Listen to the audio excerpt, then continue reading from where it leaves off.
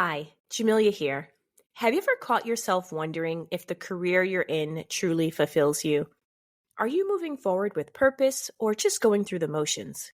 And what if there was a way to pivot into a booming industry that not only excites you, but also aligns with your values?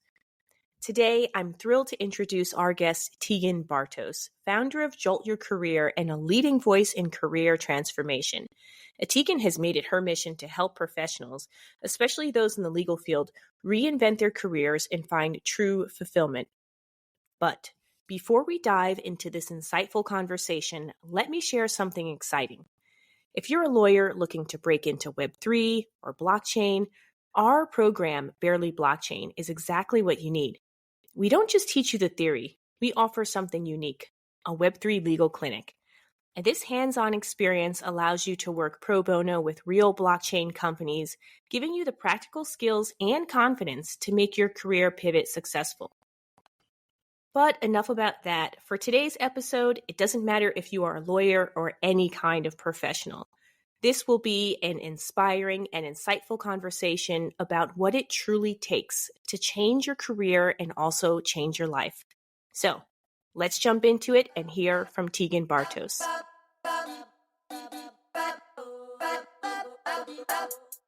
Teegan, welcome to the show. Thank you for having me. I just noticed that I don't have my headphones on and I'm admiring yours here. But all jokes aside, seriously, welcome to the show. It's great to have you. We had a couple of good chats previously, and it's great to have you on to talk about career transformation, job search, and some very relevant things for. Yeah, I'm excited to chat with you today. I have worked with an increasing amount of chief legal officers and various legal roles within corporate organizations in the past, I would say 2 years, where I really hadn't touched that niche, but it's becoming more and more important for cross-functional success.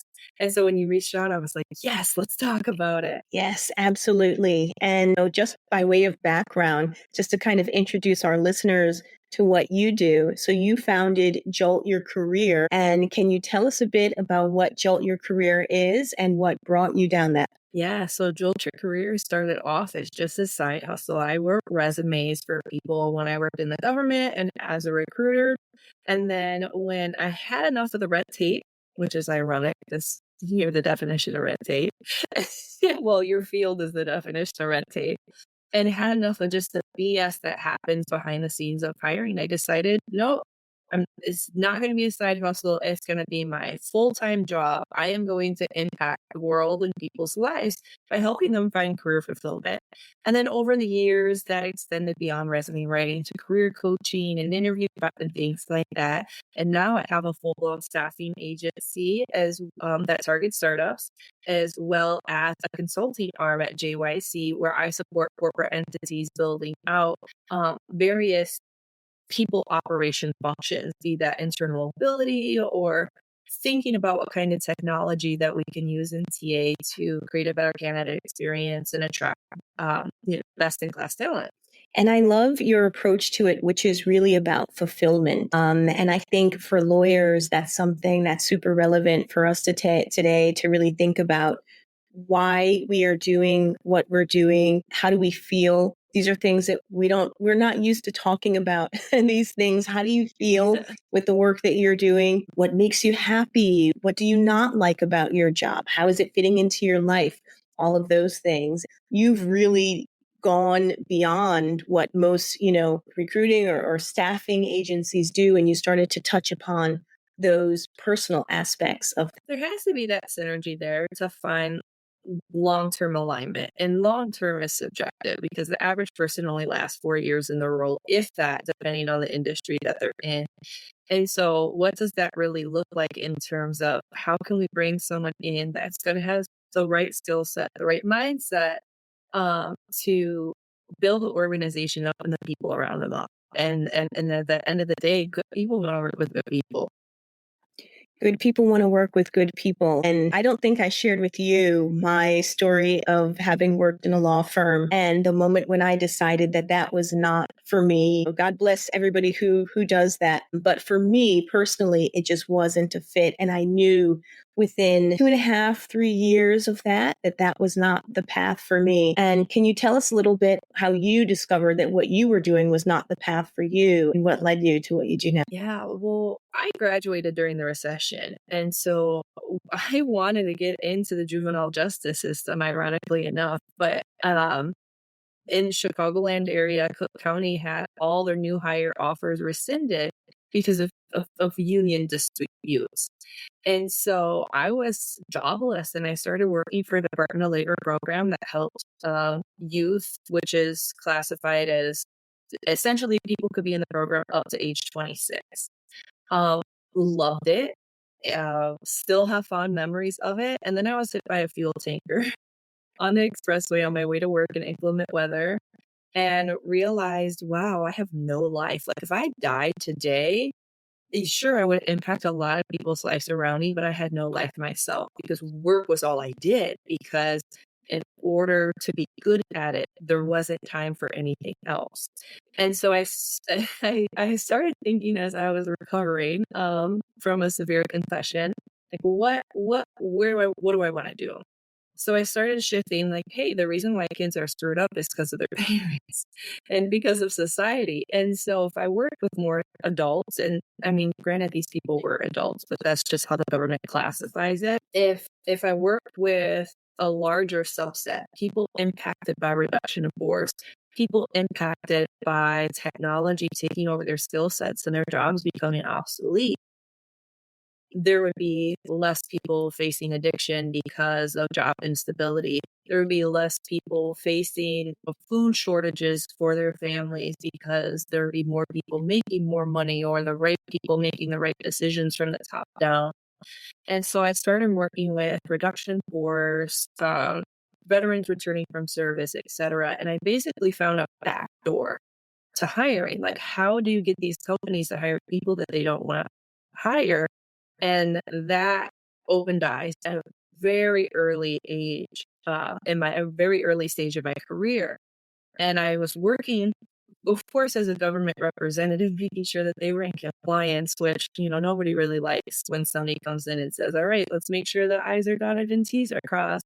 But when doing that, I built a deeper level of trust and rapport with these leaders at these Fortune 100 companies around the Chicagoland area and really got to understand how they made business decisions and how they would stray from what they would typically do in special cases.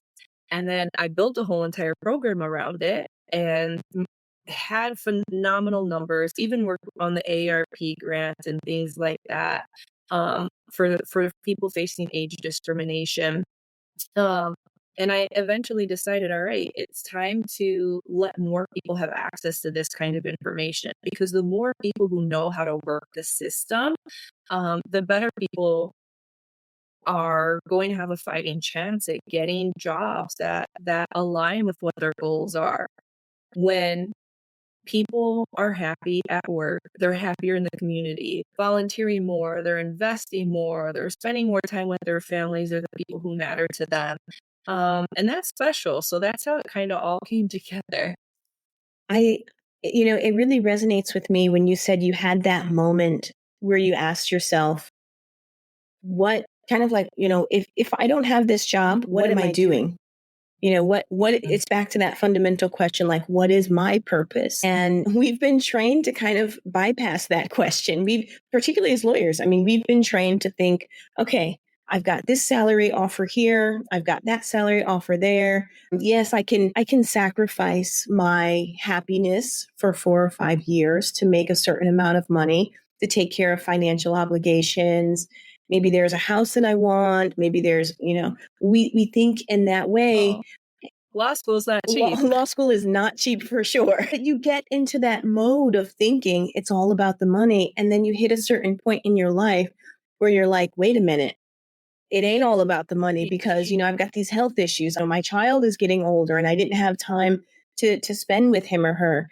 And so those are real scenarios that people are facing, and particularly today. And we all face them. And so whatever your wake up call was, mine was getting hit by a fuel tanker. And then mine was switching jobs and having leadership ask me to question my integrity. And one, that's not something that you can do when you're recruiting for federal entities, but also it's just not something I'm willing to do.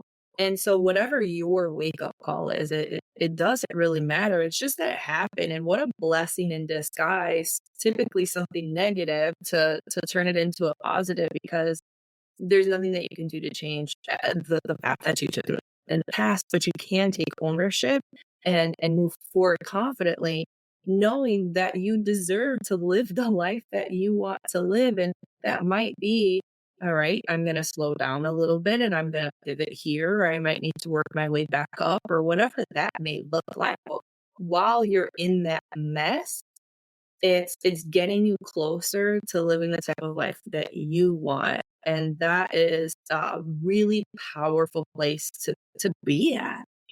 Do you think that sometimes people need a push, or they need to talk? I mean, yes, you talk to people about the job and the career and the aspects, but isn't there also, I mean, I'd imagine there is that coaching part that you say, where they need to be told that it's okay to pivot. It's okay to change. It's okay to decide that what I've been doing for the past 10 years no longer serves me. It's scary. Change is scary. And so, yeah, I do think that people need a push or a boost of confidence or jolt.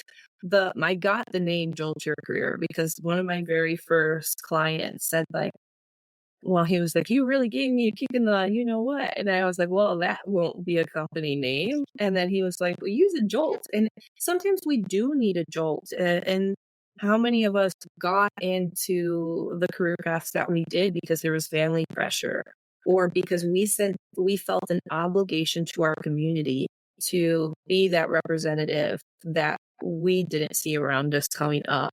And so when we get to that point where we no longer have that pressure from one person or another, and just really think about what we want, it's scary, and we need to know it's going to be okay and that other people have done it. And as soon as we come to terms with that, it's like, yep, and I can do it too.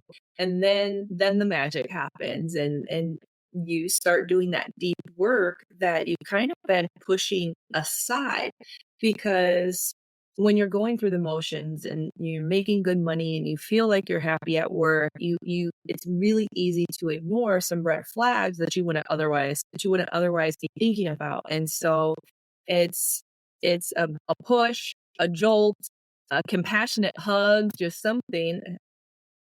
Sorry, can you hear that ding ding? No. Okay, perfect. Sorry, you're gonna have That's to okay. that out. But yeah, it's absolutely important for somebody to be on your side. For most people, there are some people who just have the courage to do everything by themselves, but very rarely have I met somebody who's achieved what they have in a silo. And oftentimes you do need that external voice to support you, because the friends that you surround yourself with or your family, they may have a low risk tolerance, and change is risky. Change is risky, and I guess I'm a risk-loving person because I've done a lot of risky stuff in my career. But I wanted to talk about, like, how you mentioned there's always that moment, right? So your moment was the accident. My moment was COVID. You know, we were living in China when COVID hit, when it started in Wuhan, and it was super scary for me. My daughter was 3 months old, barely even 3 months old. I had to make a decision then and there, like, are we going to stay? Are we going to go? And it was really, a harrowing decision. I remember I left a whole bunch of breast milk in the fridge, in the freezer, just a crazy moment in time. But after that, I realized, like, I'm basically just living in certain locations because the company is telling me to.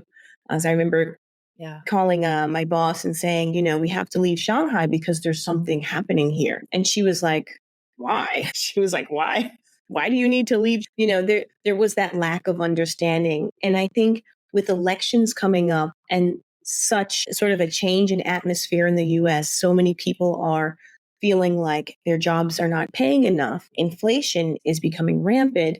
And that satisfaction of, you know, how you said like the ability to be able to ignore the red flags, that's gone. The red flags are there. There are red flags all over the place. So it seems like now is the time for people to really take a look at their careers and what's important to them. I think COVID was a really big wake up call for a lot of people. And then there was a shift where the people had the power and not the companies, but just for like a year. And then companies quickly took that back. And that's where we're at now. We're in a flat hiring market.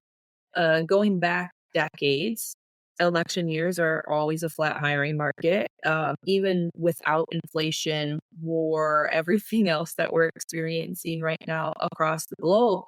And it creates a really challenging environment because people are aware that they're no longer satisfied or that there's an itch that needs to be scratched.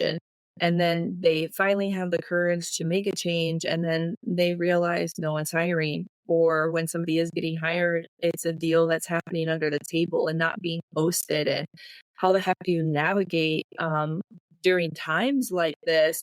And the traditional way of job seeking just doesn't work. And it adds a layer of complexity that can discourage people, but it's possible. And hopefully we'll be able to talk about it today. Yeah, for sure. I mean, for lawyers in particular, like I do remember there was this period of time where the market was really hot. And I mean, it's funny for me because I've always been told like, oh, Jamelia, you can get a job anywhere.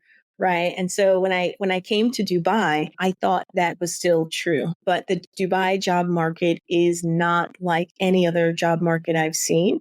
The wages are quite low because there's a lot of people coming in and that want to be here. And then also there is this language requirement. People must speak Arabic. And so there are a lot of different challenges and hurdles there. But I think everyone is experiencing some sort of challenge in that job market. And I always tell people that the answer is in technology.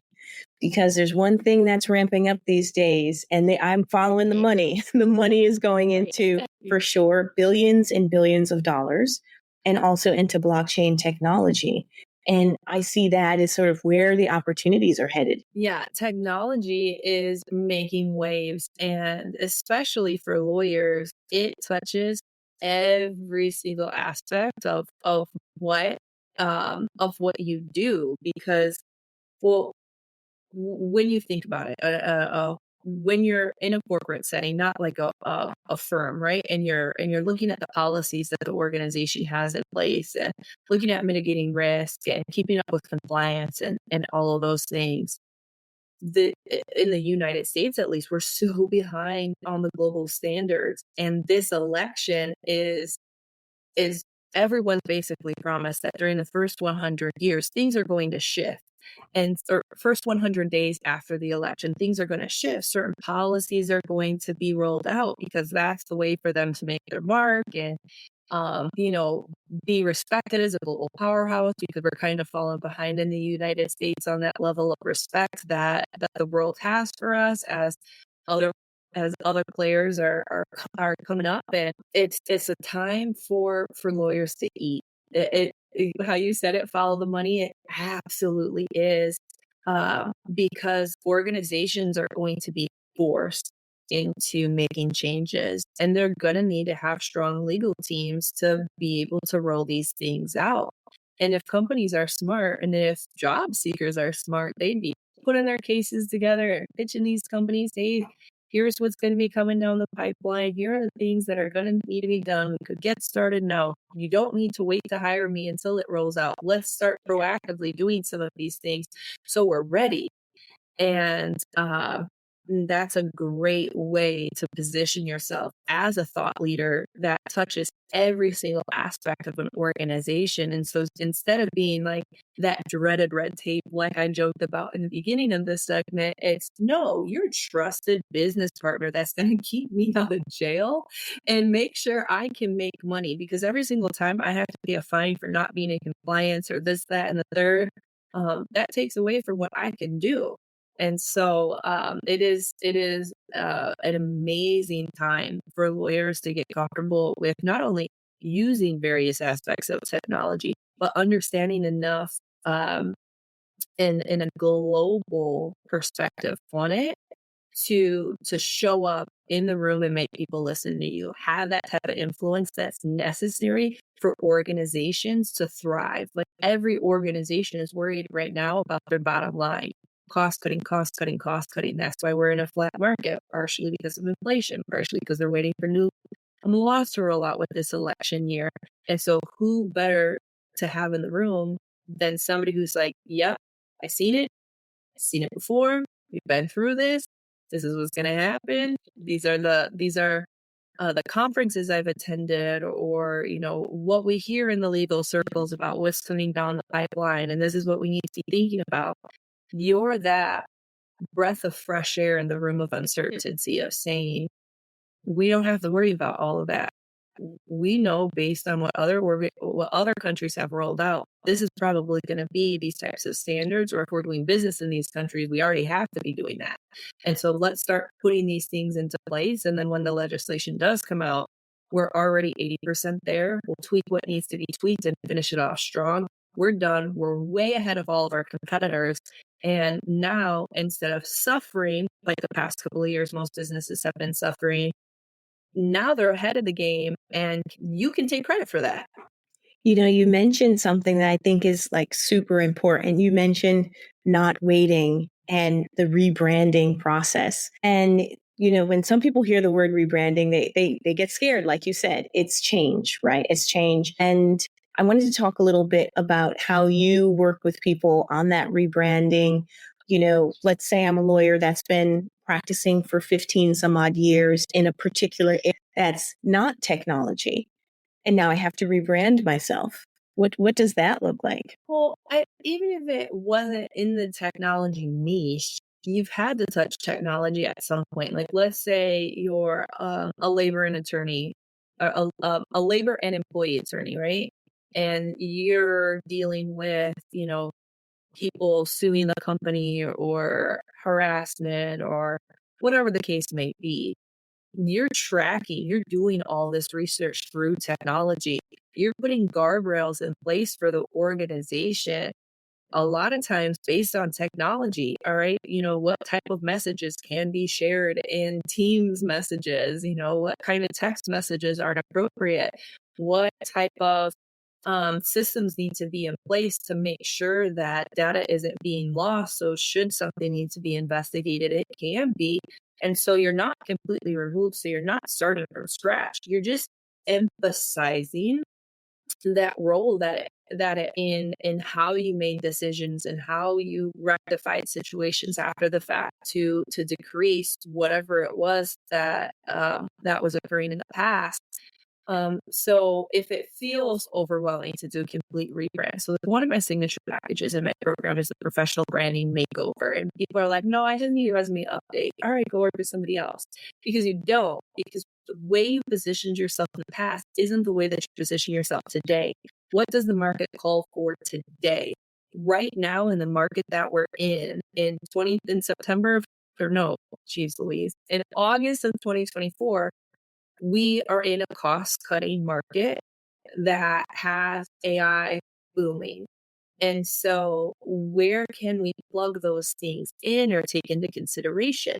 That might just be showing up to a couple of workshops and showing that you're attending thought leadership conferences, adding those things on there, because you might not be able to say you've ever worked with AI in your role in the past, but you can say that you're proactively being involved in learning about it and its implications for your organization. Even if you're employed, you can be doing those things as a resume builder for positioning you for that role that you want to do next. And it's so funny how some people are shy to sort of rebrand themselves. It's like this hesitancy to say into that conference or to, kind of put out there that you're rebranded. Yeah. And I think we got to get away from that. We got to roll with it. We got to do it. Nobody's going to pay attention except you, or maybe a loved one, right? Other people probably won't even notice that you rebranded. And if anything, it might be, oh, great new profile.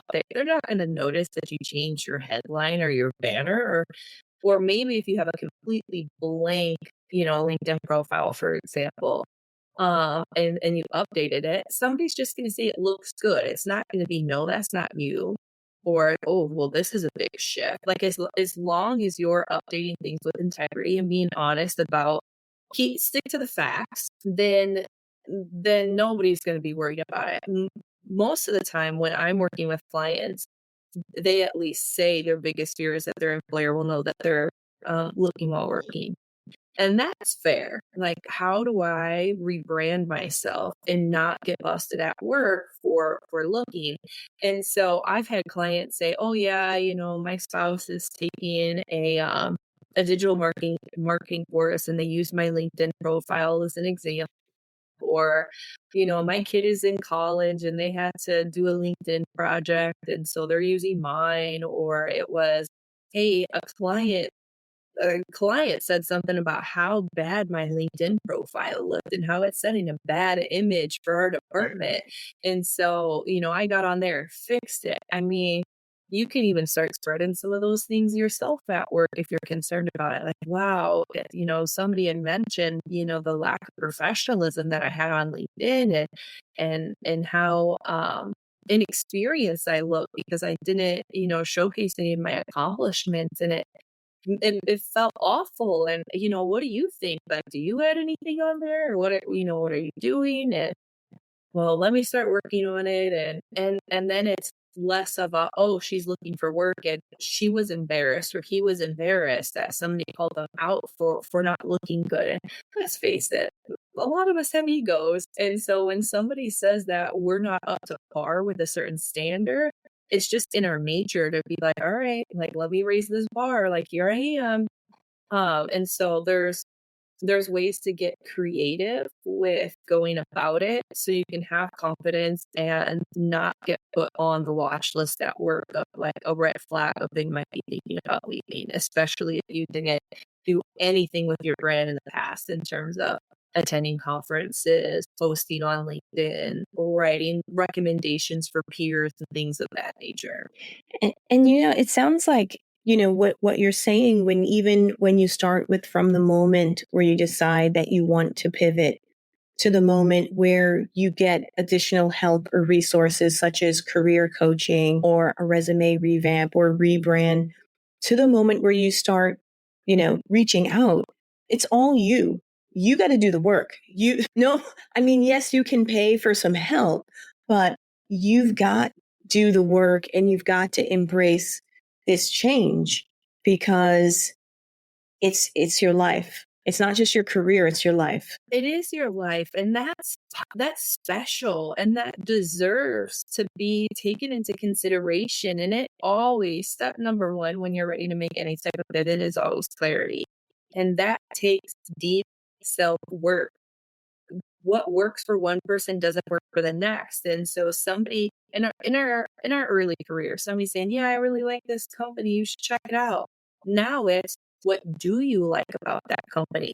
What does culture mean to you? What does being a thought partner mean at this organization? What type of resources are being invested to mitigate this or that, or whatever it may be? And so instead of just taking people for their word, you have a deeper sense of what words mean to you, and then can use that information not as right or wrong, as is this in line with what my goals are and what my values are? And if it is, great, go at it in full force. And if it's not, that's just information that you have to make the best decision for you and yours. And sometimes people have never even had their dream job, but they've had jobs where there's something that they like about it. Like, I know for me, what I loved about working at Marriott. So I worked at Marriott International and I was VP of legal compliance for the region. So that means that I travel. And I never knew that I liked, it sounds funny as an expat, but I never knew I liked traveling that much until I took that role where I was able to go to different Marriott properties and have, trainings. And of course I was there for work, but just the vibe and the feel of being treated nice when you show up at the hotel. Well, hi, I mean, obviously they treat you nice because you're legal and you're there to do an audit, but But for sure, that was something that I didn't get in manufacturing.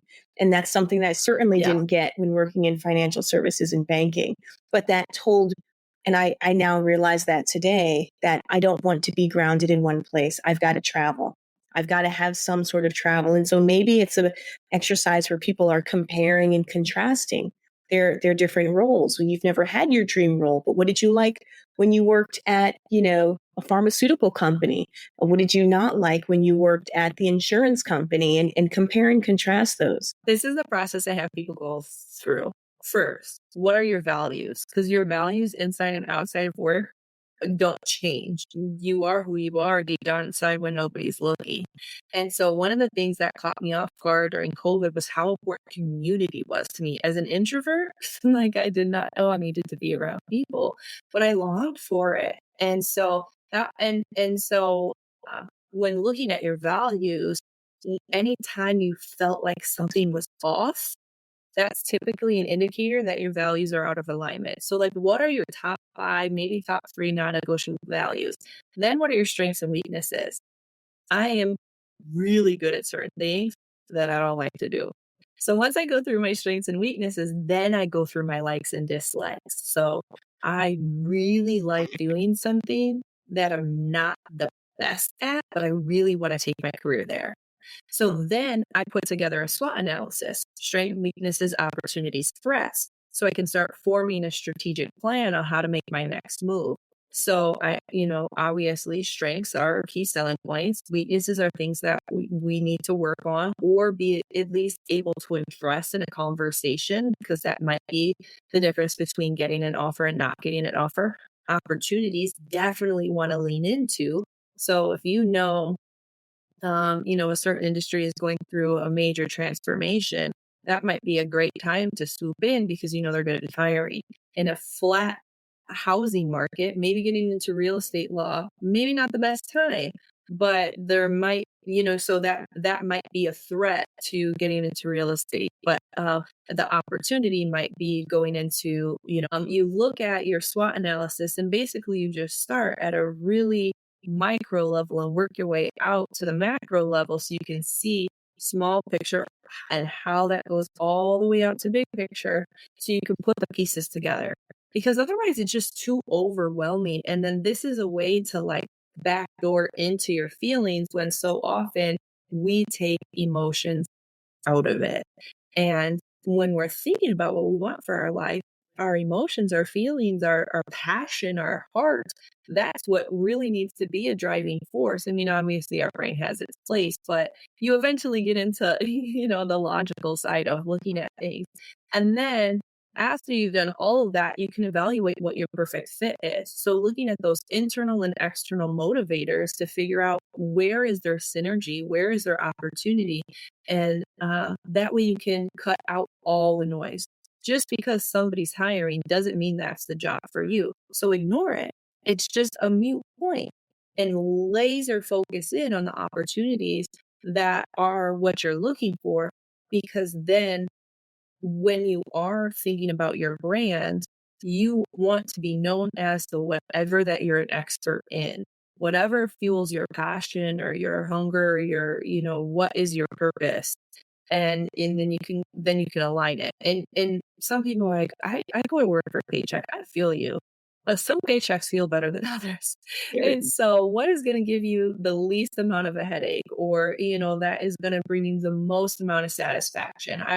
I worked with a lawyer once, and she was just bored. She had worked at the same company for 20 years. She had rolled out all kinds of programs and things like that across different departments in the US and abroad. And she was like, I'm just reinventing the wheel. I want to do something new. And then she ended up landing a job at a zoo. And she was like, it's close to home. I never thought about working in a zoo before, but it's like, I still get the global experience. There's so many different investors that you're working with. I would never think, oh yeah, and then when the opportunity came up, she was like, this is it. Like, this is not manufacturing. This is something that feels completely different. And she really and she's really enjoying what she's doing, and that is a beautiful place to be, even if it's not what you originally started off thinking. You gave like so many words of wisdom in there. I was trying to take notes, but I mean, I think the first thing or the most resonating thing for me is just because the job opportunity is there doesn't mean it's a job for you. And I have to say, I have fallen to that trap many, many times. Okay, not many, many, but a few times where I was like, oh yeah, offer, great, I'll take it. Just because you've got the offer doesn't mean that's free. And then the second piece about her finding, what she liked in the zoo. Absolutely. You have no idea what is out there until you start looking, until you decide that you're going to rebrand and you're going to go after something that feels good for you. You don't know what's out there. Yes, and it's amazing the way people find jobs. I mean, there's fractional work. So JYC Recruiting exclusively works with startups, and every startup needs a powerhouse legal team behind them. And a lot of times, startups can't have a general like a chief legal officer, but they do need general counsel, and they do need a legal team to help with contracts and policies and things. Sometimes what might work for you is doing some type of fractional endeavor in an innovative industry where it pushes you past the boundaries of what you've ever experienced before. And it lights your fire in a new way. And so there is unlimited opportunities if you're willing to put yourself forward for them. And that's kind of an empowering stance versus we're in a flat market, nobody's hiring. Teegan Bartos, you've given us so many bits of information and words of wisdom. And I think if I had to kind of condense it down, it's the first is that pivotal moment where you decide, I've got to make a change. Like there's no waiting. We got to do this now. We've got to make a change. And then next, there's that process of the SWOT analysis. What are your strengths? What are your weaknesses? What opportunities are out there in the market? And, hey, are there some threats? Maybe there are some downsides to things. And then I guess the last piece is the action. You've got to rebrand. You can't, you got to do it. Okay. It's great to think about it. It's great to, have analysis, but don't have paralysis analysis. Go out there and do it. And you're in a perfect position, having a program that help expose legal professionals to different layers of technology. Sometimes it does take that. So if you're thinking, hey, this might be the route that I want to take, sign up for a course, participate, and get exposure. Even if you decide, no, not right for me, that is just more information for you to have. And it certainly didn't hurt you getting that exposure. I can tell you that. And so it is okay to think about it and be in that space of getting clarity and taking small steps of action, like taking a course, going to a workshop, conducting informational interviews from industry peers on what the day in the life looks like on their side of the fence to decide what ultimately is best for you. Teegan, thank you so much for your words of wisdom and the guidance that you've given people. And I'm sure there are many lawyers listening now who are probably at the tipping point where they know that they have to make a change, right? I mean, we all know that these days, particularly 2024, life is different than it was 4 or 5 years ago. And we can no longer really just sit by and stand by and wait for things to change. We have to change ourselves. And this was such an empowering conversation and so great to have you on the show and share all of this wisdom with us. So thank you for joining us today. Yes, thank you for having me. And Teegan, if people want to find you and learn more about what you do, where should they go? I am on LinkedIn. That is my go-to source of access. If you want tips, scripts, white files, things like that, free resources, you can go to my website. But if you want access to me, it's on LinkedIn. Excellent. Thank you so much. And it was a pleasure having you on. Thank you. Hey guys, thank you so much for tuning in and listening to today's episode. I appreciate when you guys tune in and the time that you take to listen to the show and support us. And I have one thing that I'd love for you to do that would really help us out, which is rate the show. If you've enjoyed it, make sure you rate it. You can do it on whatever platform you're listening on. That would do wonders for us. And if you really want to be a super fan and really support the show, there's a link below that you can support us and donate a small monthly contribution, which allows us to continue to create great content for you. Thanks so much again. Appreciate you and see you next time.